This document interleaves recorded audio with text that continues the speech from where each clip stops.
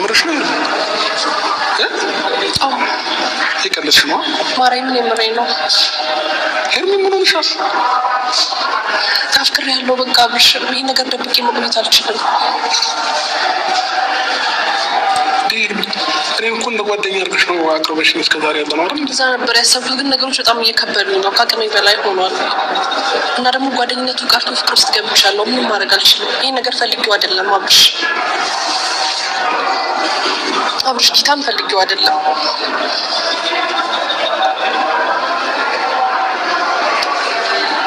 በቃ ከቀን በቀን ላንተ ያለኝ ፍቅር እየጨመረ ነው እየመጣ ያለው። ካንተ ጋር ተለያይቼ የምኖረው ነው ደግሞ ምንም ህይወት ነው ብዬ ልቀበለው አልቻልኩም። ደስተኛ እየሆንኩኝ አይደለም፣ በስራዬ ደስተኛ እየሆንኩኝ አይደለም፣ በብዙ ነገር በቃ አንተን ካጣሁ በኋላ በስትክክል እየኖርኩኝ አይደለም። በጣም አፈቅርሃለሁ።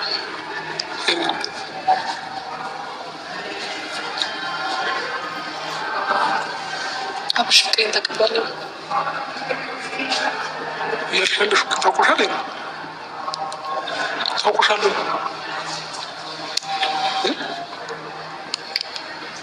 ታውቆኛል። አዎ ጭንቅላቴ ላይ ያለው ነገር ያሰብኩትን ነገር ነው እኮ የነገርኩህ አብሽ። እነሱ ያውቁ ነበር? ቀደም ብዬ ነግሬያቸው ነው እንጂ አያውቁም እነሱ። ያውቁ ነበር እስከዛሬ? አያውቁም። በቅርብ ሰዓት ነው የነገርኳቸው።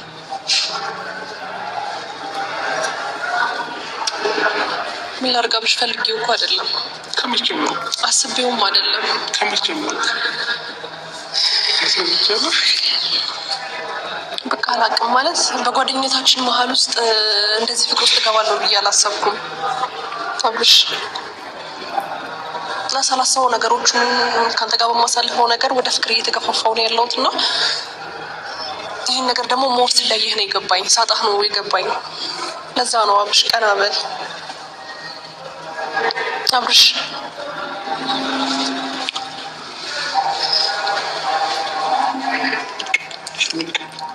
እንዳትነኪኝ ከዚህ በኋላ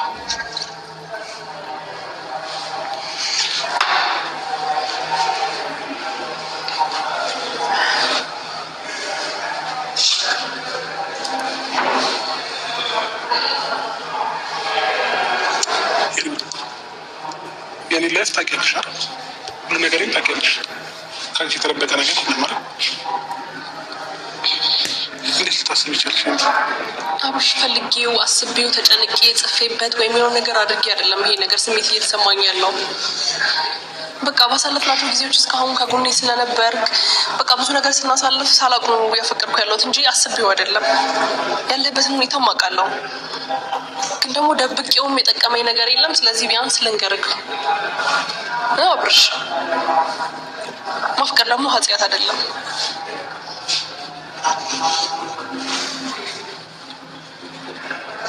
ስምኛለሽ? ከዚህ በኋላ አጠገቤ እንዳትደርሺ የምሬ ነው። ደግሜ አጠገቤ እንዳትደርሺ አልፈልግም። እኔና አንቺ ደግሞ ፈጽሞ አብረን ልንሆን ማንችል የተለያየ ዓለም ሰዎች ነው። እንደዛ ታስባለህ? እኔ ለአንተ መጥፎ ሰው ነኝ አብርሽ? ቢያንስ ፍቀድልኝና የህይወት ካጋር ካርገኝ አብርሽ። ጌታን በደንብ ፍቅር ሰጥሃለሁ። እሺ በለኝ፣ ተቀበለኝ አብርሽ። ለአንተ ጥሩ ነገር ከማሰብ ለአንተ ታዛዥ ሚስትህ ልሆን። ቢያንስ አንተን ደስተኛ ማድረግ ነው የምፈልገው አብርሽ። እንደ ሚስት ዝቅ ብዬ እንኳን አክብሬክ በስትክክል ላኑሩክ። ሄርሚ በእናትህ እኔና አንቺ በምንም አይነት መንገድ አንድ ልንሆን የማትችል። እስኪ እድሉን ስጠኝ፣ ቢያንስ ጊዜ ስጠን። ሄርሚ ያምሻል ወይ?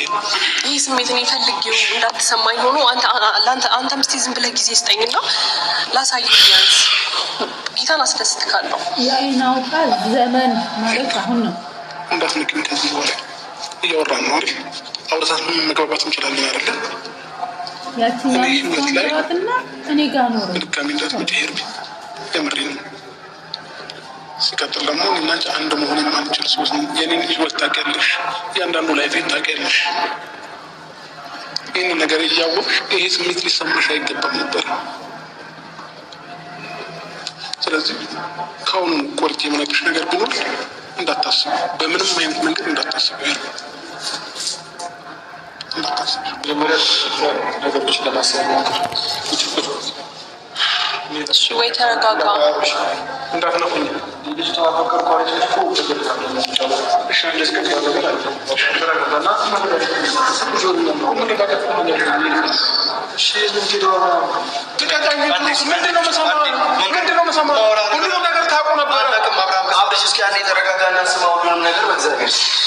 ስማኝ አብርሃም፣ እየሰማኸኝ ነው? አንድ ደቂቃ ስማኝ። በቃ ከህይወት አይጎልም። አንድ ደቂቃ ስማኝ። እቺ ልጅ አፈቀርኩ እንጂ ምን አለች? አብርሃም በቃ አይሆንም፣ በቃ አይሆንም። መልስ ከሆነ አይሆንም የሚባለው ህይወቴ ውስጥ አትምጪ ምን አይባልም። በቃ አብርሃም ተረጋጋና እናውራ። አብርሃም እኔ ማንተ መጎዳት ክብርና ፍቅር የምታቅስና አይነት ሰው ነች። ስላፈቀረች ይህን አይነት ግብግብ መፍጠር ምንም ተገቢ አይደለም። አብርሃም በቃ አሁንም ማድረግ ያለብን ነገር ቀስ ብላ አድርግ። እኔ ልገፋ አልችልም።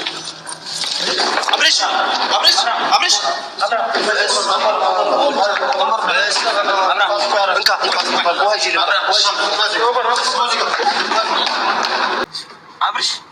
አብርሽ እሺ ወይ ቃሉን አምቡላንስ ጋር እንደው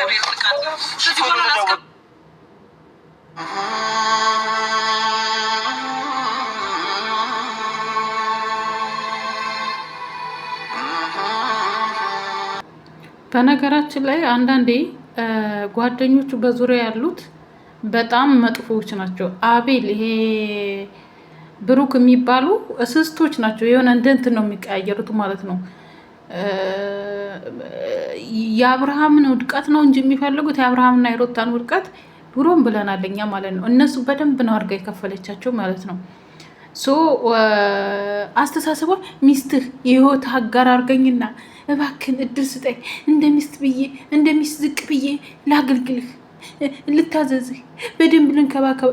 ለነገር እኮ ባለፈው ሄዳ ራሱ ተይል ለእኔ ልንከባከበው ብላ ሌላ ሩታ ማለት ነው። ይህ ምን አይነት የአይን አውጣ ዘመን ደረስን እኮ። የሩታን ተዋትና እኔን አግባኝ፣ ሚስትህን ተውና የልጅን እናት እንትን በልና እኔን አግባኝ። ስማ ወልዶ መንፈስ ቅዱስ አሐዱ አምላክ። እንዱ ፈጣሪ እንደዚህ አይነቱ እንደው አደራ። እኔ እንዲሁ በጣም ተናድጃለሁ። ልሰድባን ነበር ግን እኔ ገና ልጅ አልወለድኩም። ምን እንደሚመጣብኝ አውቃለሁ። ስራ ልቦና ይስጥሽ ነው ብለው። ግን ምን አይነት ዘመን እንደደረስን፣ ምን አይነት የአይን አውጣ ዘመን እንደደረስን። ስንት በዙሪያሽ እና አቤል አሉ እነ ብሩክ አሉ። ለምን አብርሃም ለምን ታየሽ? ምኑ ነው የታየሽ? አብርሃም ባለትዳር ስለሆነ በዙሪያ ያሉት ብዙ እንደላጤ ያሉ የከበቡት ዙሪያች እነሱ ለምን አፈቀርሻቸው? በስመ አብ ወወልድ ወመንፈስ ቅዱስ። እኔ ብቻ ምን አይነት ጊዜ እንደደረስን